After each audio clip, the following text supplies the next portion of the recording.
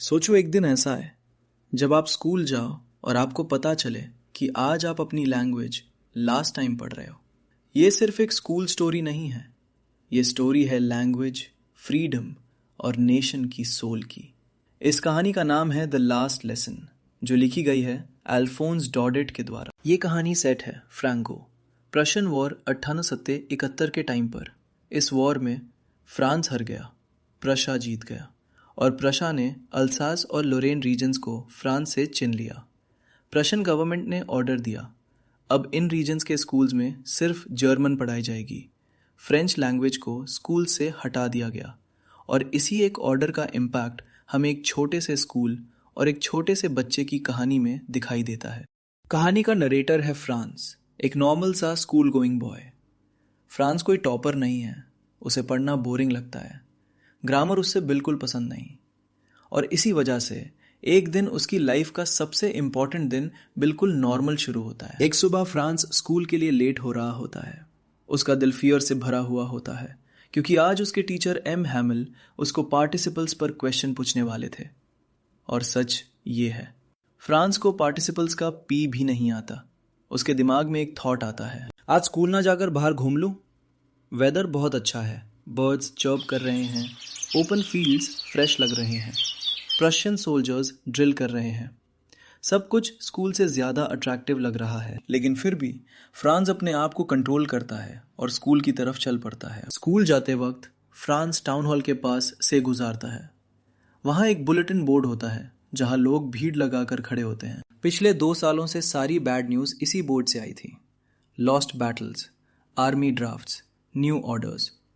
France सोचता है, पता नहीं आज क्या नया प्रॉब्लम आया है, लेकिन वो रुकता नहीं।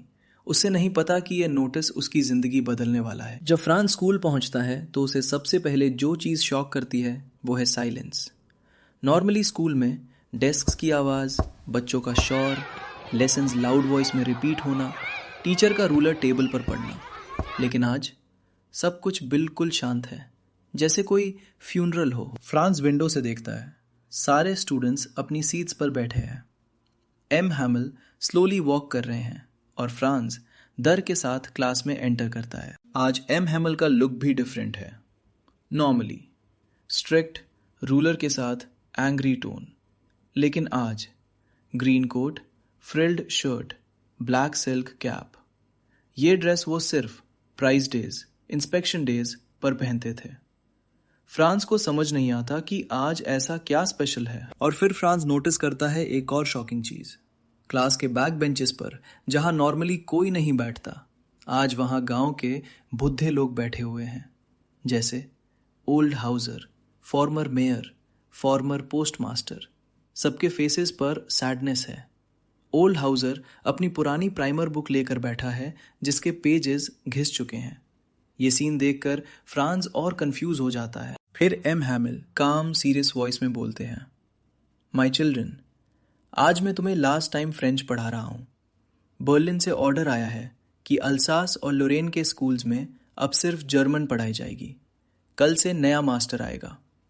ये सुनते ही फ्रांस के लिए ये वर्ड्स थंडरक्लैप जैसे होते हैं।